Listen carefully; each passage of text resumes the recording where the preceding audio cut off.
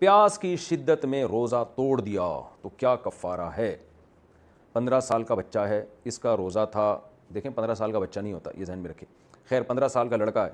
اس کا روزہ تھا، وہ گزشتہ 2 سال سے روزہ رکھ رہا ہے۔ آج جب وہ اسکول سے واپس آیا تو گرمی کی شدت تھی، تقریباً 12 بجے پیاس کی شدت کی وجہ سے اس نے پانی پی لیا اور کہا کہ میں نے نیت نہیں کی تھی، اور اس کو روزہ توڑنے کے گناہ کا بھی علم نہیں تھا کہ اس کو 60 روزے رکھنے ہوں گے۔ اس کے بارے میں کیا حکم ہے؟ تنویر خان انڈیا سے۔ دیکھیں رمضان کا روزہ اگر کوئی توڑ دے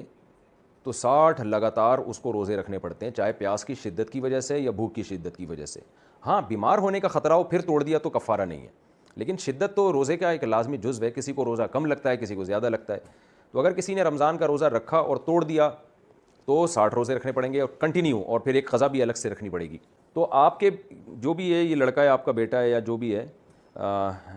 جناب تنویر صاحب، تو اس نے جو یہ کہا ہے نا کہ میری نیت نہیں تھی، تو کیا مطلب روزہ توڑنے کی نیت نہیں تھی؟ تو اس سے تو کوئی فرق نہیں پڑتا،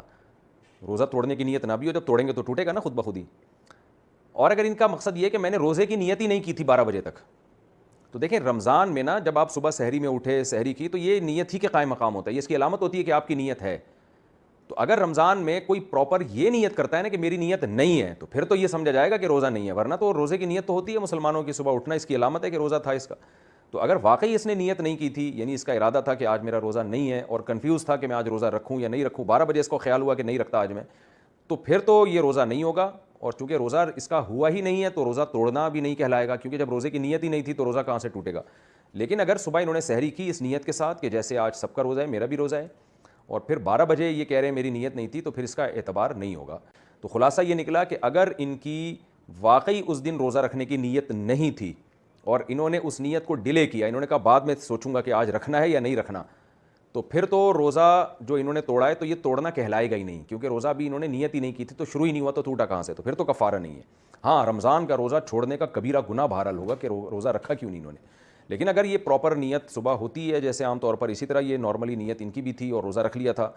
پھر بعد میں اگر یہ توڑتے ہیں تو پھر اس لفظ کا اعتبار نہیں کہ میری نیت نہیں تھی۔ تو وہ جب ایک دفعہ روزہ شروع ہو جائے اور آپ نیت کے ساتھ یعنی شروع ہو جائے تو پھر وہ روزہ کمپلیٹ کرنا لازم ہے۔ اور یہ مسئلہ کہ ان کو علم نہیں تھا کہ روزہ توڑنے کا گناہ ہوتا ہے، 60 روزوں کا کفارہ لازم ہوتا ہے، تو دیکھیں مسئلے سے کا علم نہ ہونا یہ شریعت میں معتبر نہیں ہے۔ ایک آدمی کھڑے کھڑے بیوی کو 3 دفعہ طلاق کہہ دیتا ہے اور کہتا ہے مجھے پتہ ہی نہیں تھا کہ 3 طلاقوں سے طلاق ہو جاتی ہے، تو بھئی آپ کو پتہ ہونا چاہیے نا، آپ جب مسلم گھرانے میں پیدا ہوئے ہیں، آپ دارالاسلام میں رہتے ہیں، تو آپ کو یہ پتہ ہونا چاہیے۔